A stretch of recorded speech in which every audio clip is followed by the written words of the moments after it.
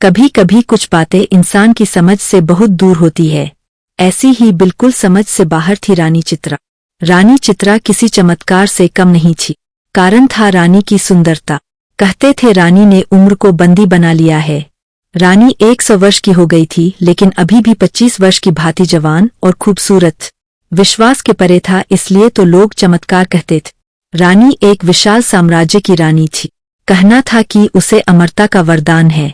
समय समय पर कई तरह के कायस रानी के लिए लगाए जाते थे। मानना था कि रानी के पास ऐसी कोई शक्ति है जिससे वो अभी तक युवा अवस्था में ही है।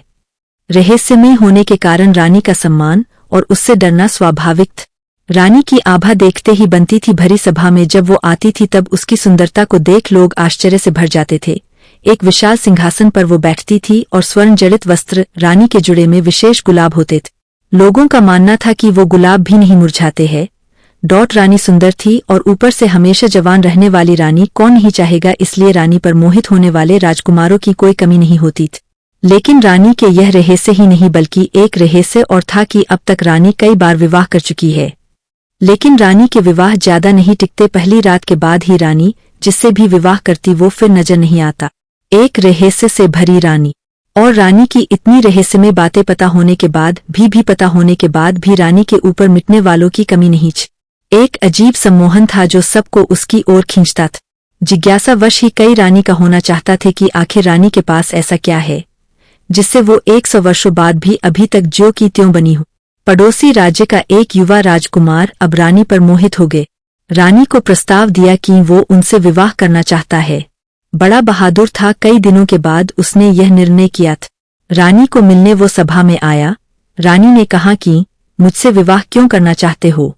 राजकुमार ने बोला, ना करने की एक वजह आप बता दीजिए। हमेशा युवा और इतना रहस्य, इसे मैं अपनाना चाहता हूँ। रानी ने कहा कि क्या तुम्हें पता है, बड़ी बड़ी बातें करने वाले मर्द पहली रात ही राजमहल छोड़कर भाग जाते हैं। राजकुमार बोला कि वो भागने वालों में से नहीं है। रानी बोली, हमने यह दावे पहले भी सुने हैं, लेकिन जिस आश्चर्य को देखने वो आते हैं उसे देखने के बाद किसी को दिखाई नहीं देते हैं। कई दिनों तक रानी ने उसे समझाने की कोशिश की, लेकिन राजकुमार अड़िग रहा। रानी ने कहा कि हमने तुम्हें बहुत समझा दिया, अब तुम्हारे साथ जो भी होगा उसके लिए तुम स्वयं जिम्मेदार होंगे। रानी का विवाह एक बार फिर होना तय हुआ। राज्य में फिर से चर्चा का विषय बन गया। सभी लोगों का मानना था कि पिछलों की तरह यह राजकुमार भी एक रात के बाद अदृश्य हो जाएगा। रानी के चेहरे पर एक अभिमान वाली मुस्कान थी। सारे राज्य को सजाया गए और रानी का विवाह उस राजकुमार के साथ संपन्न हुआ। बस अब था उस रात का समय जिस रात में कई रहस्य है, जिस रात के बाद रानी के कोई राजकुमार फिर दिखाई नहीं देता था। रानी और राजकुमार की सुहागरात के लिए रानी का कक्ष विशेष रूप से सजाया गया। राजकुमार रानी के कक्ष में आया।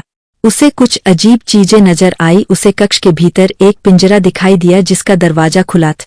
रानी बिस्तर पर बैठी थी। राजकुमार पहले से ही सतर्क था। उसे पता था कि रानी के कक्ष में कुछ भी हो सकता है, इसलिए उसे जागे रहना है। रानी ने कहा, क्यों इतने भयभीत क्यों हो, आज हमारी सुहाग रात है। रानी खड़ी होकर राजकुमार के पास आ गई। रानी उसे पिंजरे के मुंह के पास ले आए।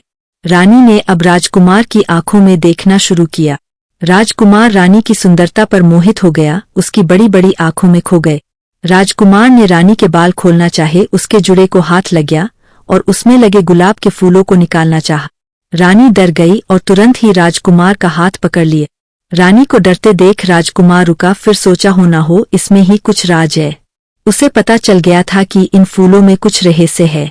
रानी के मना करने पर वो उस समय रुक गया, लेकिन उसके मन में यही था कि अब उसे इन फूलों को निकालना है। राजकुमार ने रानी को थोड़ी देर सहलाया, फिर एकदम से उसके गुलाब को जुड़े से निकाल दिया। रानी जोर से चिल्लाई, कहाँ था, उसे मत छूना। एक गुलाब निकलते ही रानी कुछ वर्ष अधिक आयु की हो गई। रानी अब गुस्से से लाल हो गई। राजकुमार बोला, अच्छा तो यह है तुम्हारी आयु का रहस्य। अभी एक गुलाब निकला है, अगर पूरे गुलाब को निकाल दिया जाए तो तुम पूरी वृद्ध हो जाओगी।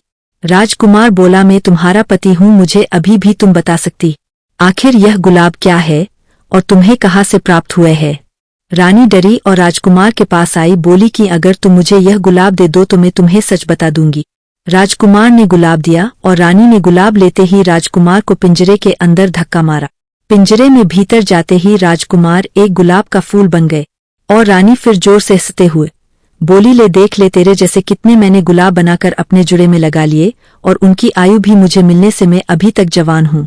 रानी ने पिंजरे से गुलाब उठाया और अपने जुड़े में लगा लिया। यह पिंजरा है रानी की आयु का रहस्य। रानी फिर सुबह सभा में गई और इस बार फिर राजकुमार रात के बाद दिखाई नहीं दिए, लेकिन रानी के जुड़े में एक फूल और जुड़ गया था।